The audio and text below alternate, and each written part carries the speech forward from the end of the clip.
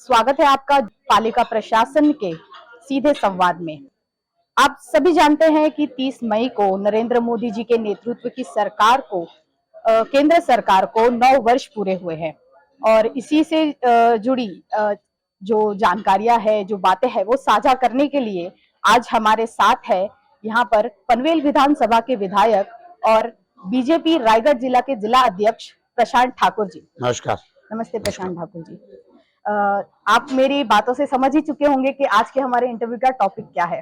तो मेरा आपसे पहला सवाल ये होगा कि आप प्रधानमंत्री नरेंद्र मोदी जी के पिछले 9 वर्ष के जो कार्यकाल है उसका वर्णन कैसे करेंगे? हमने 2014 से पहले भी इस देश में सरकारें देखी हैं और ये सारी सरकारें सत्ता में आने के बाद जनता के मन में ये हमारी सरकार ये भावना अब तक कभी पैदा नहीं हुई। अब चूंकि हमने देखा कि 2014 फिर 2019 ये दोनों सरकारों ने जनता के मन की परिभाषा बदल दी है। तो ये जनता की सरकार है, जनता की अपेक्षा के अनुरूप सरकार है और ये नए भारत को तेजी से आगे बढ़ाने वाली सरकार, ऐसा ही हम इसका वर्णन कर सकते हैं। आप उनके कार्यकाल के दौरान हुई किन महत्वपूर्ण उपलब्धियां या पहलों को उजागर करेंगे? ये तो हम कहें कि कई सारी ऐसी योजनाएं हैं जिनका जिक्र मुझे अभी यहाँ पर करना चाहिए। उन्होंने जो युवाओं के लिए काम किया है, उन्होंने इस देश के किसान के लिए काम किया है, उन्होंने इस देश के महिलाओं के लिए काम किया है।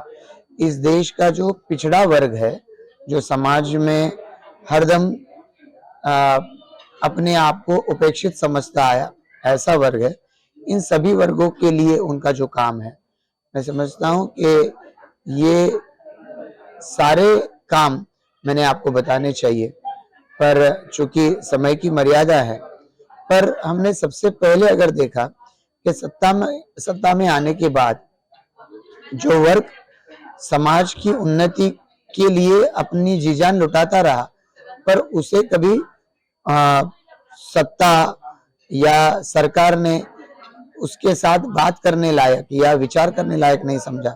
ऐसे वर्गों के लिए जो काम किए, जैसे कि 2014 तक जिन लोगों के बैंक में अकाउंट नहीं थे उनको बैंक अकाउंट खुलवाना, फिर उसको उनके आधार कार्ड के साथ लिंक करवाना और फिर मोबाइल के माध्यम से उनको उनके अकाउंट को मोबाइल के द्वारा उन तक पहुंचाना, ये एक बहुत बड़ी उपलब्धि थी, जिनको शॉर्ट फॉर्म JAM कहा गया, जनधन, आधार और उसके साथ साथ मोबाइल। ये सारे लिंकिंग की वजह से हमने देखा कि अगले समय में कोविड जैसी महामारी आई तो उस वक्त भी जनता कहीं भी मायूस नहीं रही। जनता को बैंक के साथ में जोड़ा गया और जनता का बिजनेस इस मोबाइल के माध्यम से लोगों के साथ में यूं ही बनता रहा। हमने देखा कि गांवों में आदिवासी के क्षेत्र में कहीं भी लोगों के पास शौचालय नहीं थे, तो शौचालय ना इस्तेमाल करने की वजह से कई सारी घिनौनी बीमारियों के साथ में उनको जूझना पड़ता, जो शौचालय बनने के बाद में उनसे उनको राहत मिली। हमने देखा कि चूल्हों पर लकड़ियों के द्वारा वहां पर लकड़ियां जलाकर खाना बनाया जाता था, तो उसकी वजह से महिलाओं को कई सारी बीमारियों का सामना करना पड़ता था। हमने देखा कि इंश्योरेंस नहीं था, जो इंश्योरेंस ना होने की वजह से लोग जब बीमार पड़ते या लोग जब अपने परिवार का जो कमाने वाला आदमी था उसको गवाते, तो उसके आगे उनके सामने अंधेरा छा जाता था। हमने देखा कि बैंक का खाता खुला, लोगों के खाते में डायरेक्ट बेनिफिट ट्रांसफर होने लगा। हमने देखा चूल्हे में उनको गैस सिलेंडर दिया गया तो सेहत उनकी सुधर गई। जब शौचालय दिया गया तो सेहत उनकी सुधरी, उनको सम्मान मिला। वो जो एक कहीं ना कहीं घबराहट की या मन में ओछेपन की भावना थी, उससे राहत मिली। महिलाओं का सम्मान बढ़ा और महिलाएं इस देश की इकोनॉमी में अपना योगदान देने लगी। तो इस तरीके से हमने देखा है कि महिलाओं का सम्मान बढ़ा है। हमने देखा कि युवाओं को कई ज्यादा अवसर मिले हैं। Make in India, skill India, ऐसे अलग अलग प्रोग्राम के माध्यम से उनको उनका मनचाहा ट्रेनिंग मिलने लगा है। अब युवा अपने पैरों पर खड़े होते दिख रहे हैं। हमने देखा कि आने वाले फिर हाल ही में स्टार्टअप इंडिया के माध्यम से कई सारे युवाओं ने अपने मनपसंद स्टार्टअप्स के लिए पैसा इकट्ठा कर पाए और आज वो देश को अलग अलग फील्ड में लीड कर रहे हैं। हमने देखा फिनटेक कंपनियां कई सारी खुली, मोबाइल के साथ में जुड़ी। तो ऐसे कई सारे इनिशिएटिव्स 2014 के बाद में नए सिरे से खुले हैं। मैं खास तौर पर बताना चाहूंगा, समाज का एक पिछड़ा वर्ग जो बहुत सारे समय तक अपने आप को देश के साथ, देश की उन्नति के साथ जुड़ता हुआ नहीं देख रहा था, ऐसे वर्ग के लिए कई सारी योजनाएं मोदी सरकार ने लाई और उसका नतीजा आज ये है कि ये सारी योजनाएं आज उस पिछड़े वर्ग को, समाज में जो पिछड़ा रहा ऐसे वर्ग को इन सारी योजनाओं के माध्यम से समाज के साथ में जुड़ता हुआ देख रहा है। कई बार आई हुई परेशानियों के माध्यम से वो उसने एक बार भरोसा खो दिया तो वो किसी दुष्ट चक्र में खोता रहा। तो ऐसे किसान को साल में 6,000 मिले पर उसको किसी के सामने, साहूकार के सामने जाकर कर्जा नहीं मांगना पड़ा। वो प्रॉपर फाइनेंशियल इंस्टीट्यूशन के राउंड में आया तो जिसने पहला वाला कर्जा लिया चुकाया, उसको नया कर्जा, बड़ा कर्जा मिलता रहा, वो से फाइनेंशियल सिस्टम में आ गया। हमने देखा कि जनता को कोविड के समय में मुफ्त में राशन मिला तो वो जनता आज किसी के सामने हाथ नहीं फैला रही है। हमने देखा बीमारियों की वजह से जिनको कर्जा उठाना पड़ता था, अब प्रधानमंत्री जनधन योजना, प्रधानमंत्री जन आरोग्य बीमा की योजना के माध्यम से 5 लाख रुपए तक का खर्चा उनको मिलने लगा। मैं ऐसे कई सारी योजनाएं आपको बता सकता हूँ। 12 रुपए में, 20 रुपए में बीमा, 330 रुपए में उसको एक्सीडेंटल बीमा, ये सारी योजनाएं इस समाज के नीचे के हिस्से को, नीचे के तबके के वर्ग को समाज में ऊंचा उठाने का काम कर रही है और दिन ब दिन ये लोगों को हम इस देश का हिस्सा है ये विश्वास दिला रही है। और मुझे पूरा यकीन है कि आने वाले समय में ये लोग मोदी जी को उनके जीवन का परिवर्तन करने वाले एक तारणहार के रूप में देख रही है। ऐसे सारे लोग आज इस देश की प्रगति का हिस्सा बनकर आगे बढ़ते हुए हम देख रहे हैं। क्या आप बता सकते हैं कि प्रधानमंत्री नरेंद्र मोदी जी का आप पर और आपके जो क्षेत्र है, आपका जो निर्वाचन क्षेत्र है, उनके लोगों पर क्या प्रभाव पड़ा है? वैसे हम देखें कि पनवेल का सारा क्षेत्र है, इस पनवेल के क्षेत्र में बड़े बड़े शहर बन रहे हैं। एयरपोर्ट जो आ रहा है, एयरपोर्ट के आने की वजह से पूरे हमारे क्षेत्र का डेवलपमेंट, प्लान डेवलपमेंट होने की ओर हम लोग आगे बढ़ रहे हैं। मोदी जी के नेतृत्व में पनवेल के एरिया का कॉर्पोरेशन बना है। इस कॉर्पोरेशन के एरिया को स्ट्रेंथन करने के लिए बीजेपी की सरकार बहुत जोरों शोरों से कोशिश कर रही है।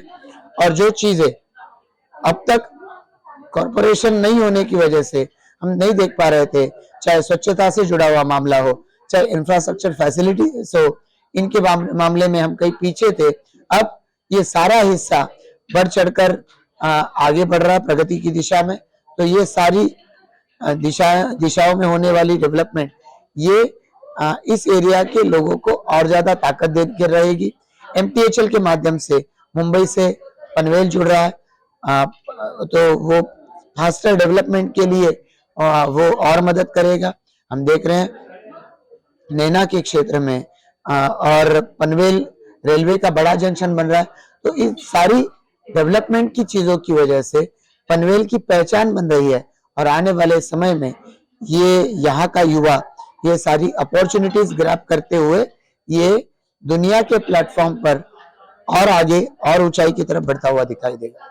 पिछले 9 वर्षों में प्रधानमंत्री नरेंद्र मोदी जी की जो नेतृत्व शैली है वो कैसे विकसित हुई है?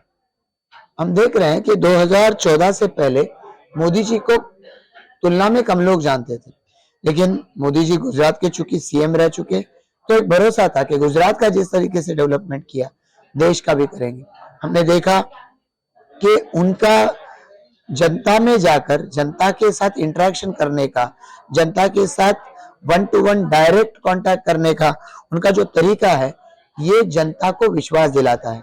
मन की माध्यम से वो जनता के साथ में डायरेक्ट रूबरू बात करते हैं और ये जनता को बहुत भाता है।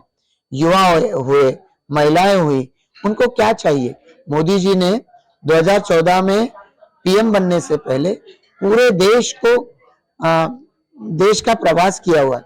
हर स्टेट के बारे में, हर स्टेट के बहुत सारे रीजन्स के बारे में वो खुद जानते हैं, क्योंकि वो रीजन में वो बहुत सालों तक प्रवास कर चुके हैं। उस एरिया को वो नजदीक से जानते हैं। तो जब भी वो उस एरिया में जाते हैं, उस एरिया की खूबी को जानते हैं, उस एरिया के प्रोडक्ट को समझते हैं।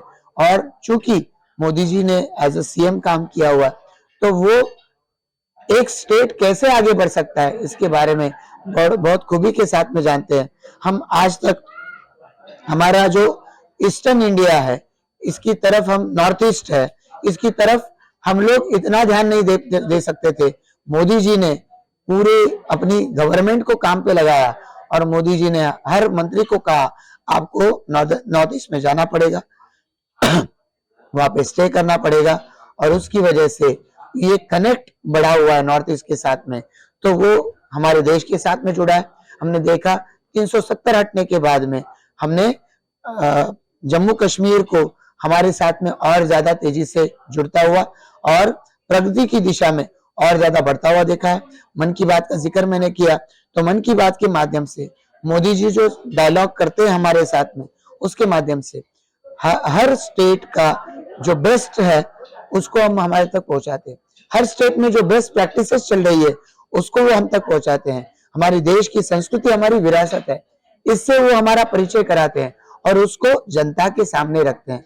तो ये कई सारी चीजें हैं जो मोदी जी के बारे में 2014 से पहले हम नहीं जानते थे, पर चूंकि अब मोदी जी को हम सुनते हैं, मोदी जी को देखते हैं, और मोदी जी चाहे देश में हो विदेश में हो, जिस तरीके से हर कोई जो उनसे मिलता है वो गर्व के साथ में उनको सराहता रहता है और उससे हमारा सीना भी चौड़ा होता रहता है। नरेंद्र मोदी जी की जो नेतृत्व शैली है, उससे अन्य राजनेताओं को क्या सीखना चाहिए?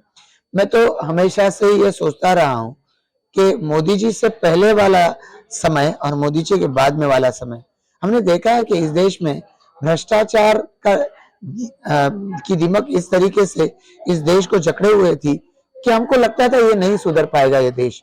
हमें अपने ही देश पर हमें फक्र नहीं था, गर्व नहीं था, हम ओछापन महसूस करते थे।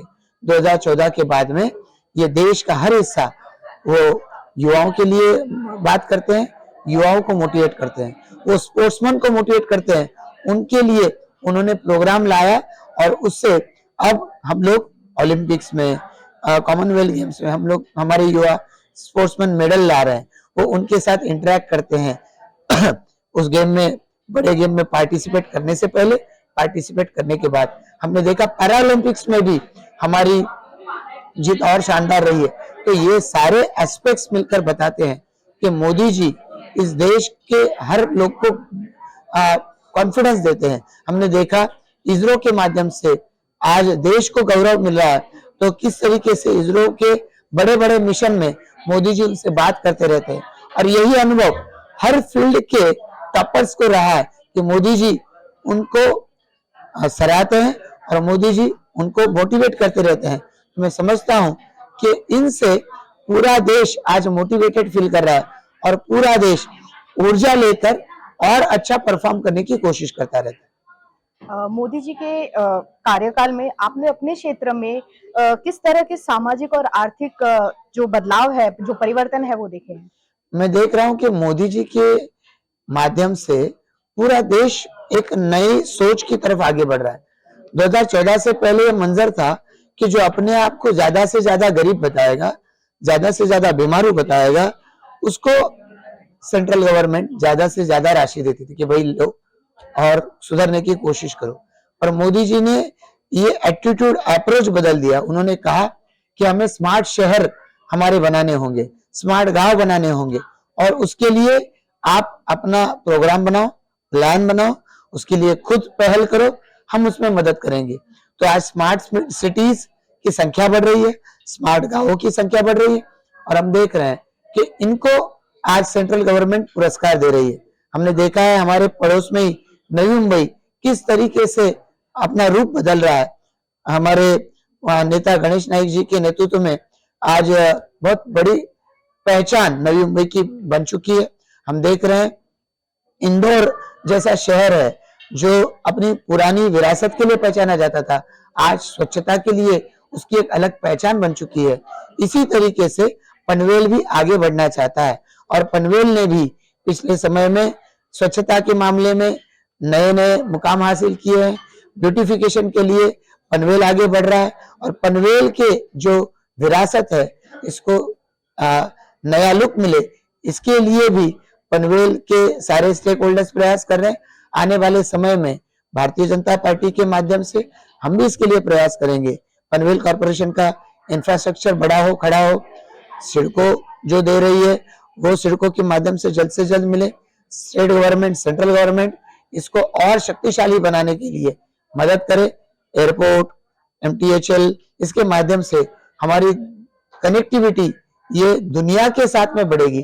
तो ऐसे समय में हम चाहते हैं कि और ज्यादा तेजी से हम दुनिया से जुड़े, दुनिया के स्पीड से हम यहाँ पर कंपटीशन करें, दुनिया के परफॉर्मेंस से हम कॉम्पीट करें, और इसके लिए हमें पूरी ताकत सेंट्रल गवर्नमेंट और स्टेट गवर्नमेंट से मिल रही है। इन 9 सालों में रायगढ़ जिला या कहे मावल संसद क्षेत्र में केंद्र एवं राज्य बीजेपी सरकार के माध्यम से क्या-क्या बदलाव हुए हैं? जैसा कि मैंने बताया आपको कि इसके पहले एयरपोर्ट यहाँ पे आने की सिर्फ बात हो रही थी, पर जैसे मोदी जी प्रधानमंत्री बने, देवेंद्र फडणवीस जी ने CM जब रहे, तो उस वक्त एयरपोर्ट रिलेटेड पेंडिंग सारी परमिशंस लाने के लिए प्रयास किए। एयरपोर्ट का भूमि पूजन हुआ। हम देखेंगे कि अगले साल एयरपोर्ट ऑपरेशनल हो जाएगा। हमने देखा कि पोर्ट्स कितनी तेजी के साथ बढ़ रहे हैं। आज JNPT रिलेटेड पोर्ट्स बहुत तेजी के साथ में कंटेनर ट्रैफिक हैंडलिंग में एशिया के लार्जेस्ट पोर्ट में अपना रुतबा बना रहे हैं। तो उसकी वजह से रिलेटेड एरिया में जॉब्स भी बढ़ रहे हैं। JNPT अब वहां पे SEZ खड़ी कर रही है, उससे रिलेटेड इनडायरेक्ट डायरेक्ट जॉब्स वहां पे बढ़ रहे हैं। नैना फील्ड आएगा एयरपोर्ट की वजह से, एयरपोर्ट रिलेटेड जॉब आएंगे। तो ये सारे कई सारी अपॉर्चुनिटीज इस फील्ड को ला रहे हैं। तो रायगढ़ हुआ, मावल हुआ, ये सारा एरिया बहुत तेजी के साथ में अपना रूप बदल रहा है और डेवलपमेंट की दिशा में बढ़ रहा है। कल एयरपोर्ट से वाटरवे से भी जुड़ा जाएगा, मेट्रो बन रही है, उसका भी काम जल्द से जल्द पूरा हो जाएगा। मुंबई से लेकर खारको पर जो ट्रेन आई थी नेरुल से लेकर, अब वो उड़न तक जाएगी, ये काम हो रहा है। डेडिकेटेड फ्लाइट कॉरिडोर के माध्यम से JNPT जोड़ा जाएगा, मल्टी मॉडल कॉरिडोर के माध्यम से JNPT जोड़ा जा रहा है। Delhi Mumbai super express highway, इसके माध्यम से JNPT जोड़ा जाएगा।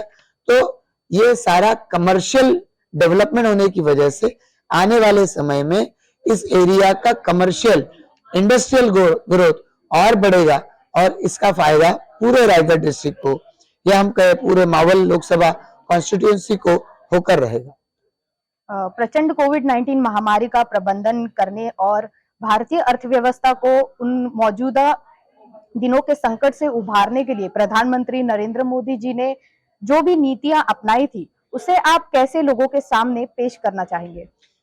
कोविड का समय दुनिया ने देखा हुआ, कोविड की महामारी हम कहें कि सदियों में एक बार आती है, पर हम चाहेंगे कि ये आपदा किसी और पर ना आए। हमने भी अपने कई सारे अपनों को खोया हुआ है, पर जिस तरीके से हम हमारे नेता मोदी जी को काम करते हुए देख रहे थे कि इस समय में भी उन्होंने इस देश के लिए, अपने देश के लिए जो ज्यादा से ज्यादा बन पड़ता है वो करने की कोशिश की।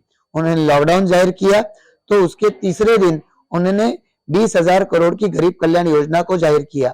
उसके पहले उन्होंने हमारे मोबाइल को हमारे बैंक के साथ कनेक्ट किया था, तो महिलाओं के खातों में 500 रुपया 3 महीने तक देते रहे, जिससे छोटी से छोटी कमाई करने वाली घर की महिला कुछ ना कुछ सम्मान के साथ में अपने परिवार के लिए कर पाई। हमने देखा कि मुफ्त अनाज देना शुरू हो गया, और जिसका काम उसके हाथ से निकल गया, जो वर्क फ्रॉम होम नहीं कर सकता था, उसको घर में अनाज मिला तो वो सरवाइव कर पाया।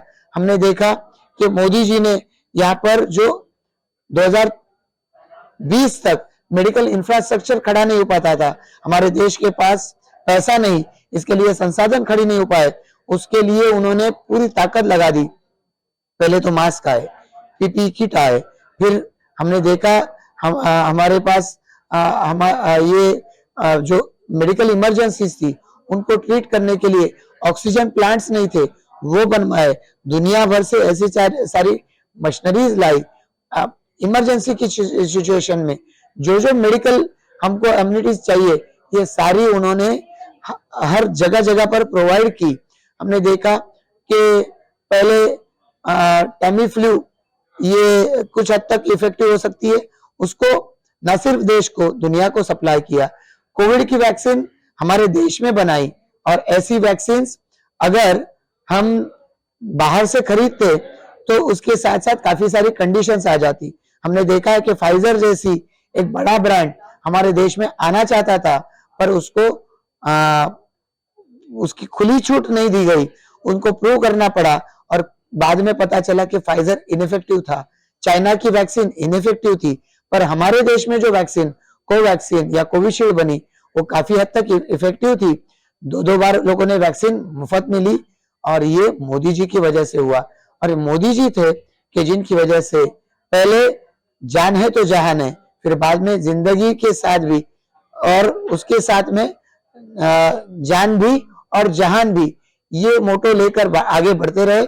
और आत्मनिर्भर भारत की संकल्पना के साथ में हमारा देश आज दुनिया की टॉप परफॉर्मिंग इकोनॉमी के रूप में हम आगे बढ़ते हुए देख रहे हैं। तो ये मोदी जी है कि जिन्होंने हर फील्ड को हमारे देश को लीड किया है, और हमने आपदा के कई सारे समय में भी मोदी जी की वजह से हमारे देश को दुनिया के सामने सम्मान के साथ में आगे बढ़ते हुए देखा है। आज G20 को मोदी जी लीड कर रहे हैं, उसका टैगलाइन है वसुधैव कुटुंबकम।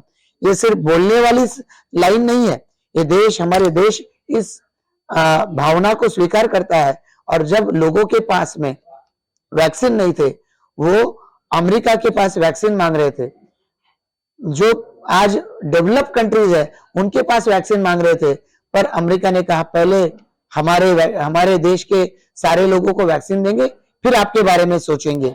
यूरोपियन कंट्रीज ने भी यही कहा। तो हमने देखा मोदी जी जापान गए, ऑस्ट्रेलिया गए, उसके पहले पापुआ न्यू गिनी में गए, और उस देश के प्रधानमंत्री ने, जो कि क्रिश्चियन थे बाय रिलीजन, उन्होंने उनके पैर छूने चाहे, मोदी जी ने छूने नहीं दिए, क्योंकि उस देश को आपदा के समय में हमारे देश ने उनको मदद की थी। कई सारे देशों ने मोदी जी ने जो मदद की उसका उन्होंने आभार प्रकट किया, और उन्होंने सोशल मीडिया पे जिस तरीके से हनुमान जी संजीवनी जड़ी बूटी लेकर मदद करने गए थे लक्ष्मण जी के लिए, उस तरीके से भारत देश ने हमारी मदद की है, इसके बारे में एक्सप्रेस किया हुआ। तो हमारे देश का सम्मान कोविड के बाद में जनता की नजर में बढ़ा हुआ है। ये मोदी जी है जिनकी वजह से आज ये संभव हो पाया है। आपकी राय में प्रधानमंत्री नरेंद्र मोदी जी के नेतृत्व में स्वच्छ भारत अभियान और मेक इन इंडिया जैसे सफल पहले जो भारत की अंतर्राष्ट्रीय छवि को आकार देने में कैसे मदद करती है? सही मायने में देखें तो हम सभी भारतवासी जो है उत्सव प्रिय है, और ऐसे उत्सव में हम हमेशा हमारी भावनाओं को बड़ा स्थान देते हैं, न कि और किसी चीज की तरफ। पर चूंकि हमारा देश ऐसा है कि व्यक्तिगत स्वच्छता के मामले में हम बहुत ही दक्ष रहते हैं, और सार्वजनिक स्वच्छता के बारे में हम उतने ही 2014 से पहले कुछ मामले में हम लोग कहेंगे कि रियलिस्टिक रहते थे। तो ऐसे में हुआ ये बहुत बार कि हमने देखा कि हमारी सड़कें खराब है और हमारे मकान बहुत स्वच्छ है।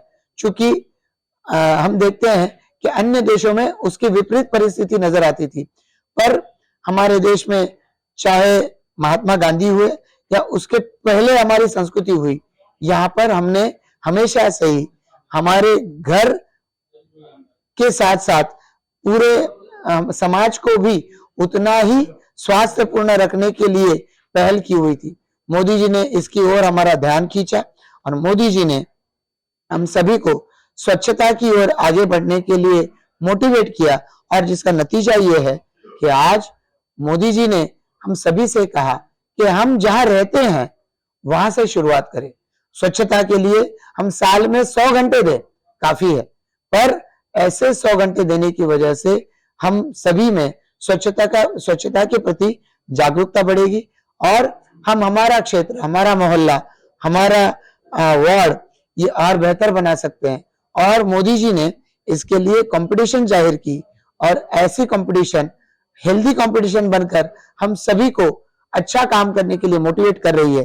कई सारी कंपनियां अपना CSR फंड इसमें दे रही है, और उसकी वजह से और संसाधन जुड़ के आए, और हम देख रहे हैं कि पहले हमारे नदियां, हमारे समुंदर, इसकी ओर हमारा ध्यान उतनी सहजता से नहीं जाता था। हमारे पार्क्स, हमारे ग्राउंड, इसकी ओर हम नहीं ढंग से देख पाते थे, या उनकी तरफ देखकर हमें कहीं ना कहीं मन में ओछापन महसूस होता था। आज हम गर्व के साथ हमारे ये पब्लिक प्लेसेस को लोगों के सामने डिस्प्ले कर रहे हैं। कॉर्पोरेशंस, काउंसिल्स, ग्राम पंचायत ऐसी चीजों के बारे में गर्व महसूस करती है। ये बदलाव मोदी जी ने हमारे दृष्टिकोण में लाया है, और इसी तरीके से मोदी जी के नेतृत्व में हम अगर आगे बढ़ते रहे तो ये बदलाव और तेजी से हर एक जन जन के मन में होता हुआ हम देखेंगे। राष्ट्र की सेवा के 9 वर्ष पूरे होने पर आप भाजपा और अपने घटकों की ओर से प्रधानमंत्री नरेंद्र मोदी जी को क्या संदेश देना चाहेंगे? हम तो मोदी जी को शुभकामनाएं देना चाहते हैं, और अपने आप को भारतीय जनता पार्टी के कार्यकर्ता होने के लिए हम अपने आप को गर्वान्वित महसूस करते हैं कि ऐसे समय में हम भारतीय जनता पार्टी का काम कर रहे हैं, जिस समय में भारतीय जनता पार्टी के किसी भी कार्यकर्ता के लिए मन में कुछ भी शर्म की कोई भी भावना नहीं, उल्टे उसके मन में गर्व की भावना है कि हमारा नेता आज दुनिया का चहेता बन चुका है। ये नेता हमारे देश का नेता होना चाहिए था, प्रधानमंत्री होना चाहिए था। ये भावना आज लोगों के मन में है। इससे बड़ा सम्मान किसी भी पार्टी के कार्यकर्ता के लिए क्या हो सकता है? जो नेता आज युवाओं से लेकर बुजुर्गों तक सबका चहेता बन चुका है, ऐसा नेता और कई सालों तक देश के लिए काम करता रहे, और कई सालों तक देश उनके मार्गदर्शन में प्रगति करता रहे, ऐसी ही हमारी सोच है। और इसके लिए हम उनकी लंबी आयु की और उनके अच्छे स्वास्थ्य की हम कामना करते हैं। धन्यवाद प्रशांत। हम आशा करते हैं कि मोदी जी के नेतृत्व में केंद्र में की भाजपा सरकार और पनवेल विधानसभा क्षेत्र के विधायक प्रशांत ठाकुर जी जो कि लोगों के लिए कल्याणकारी कार्य करते हैं, वे आगे भी इसी तरह से उनके लिए आगामी कार्यों के लिए ऐसे ही कार्य करते रहे, और इसके लिए हम उन्हें शुभकामनाएं देते हैं। धन्यवाद। Thank you.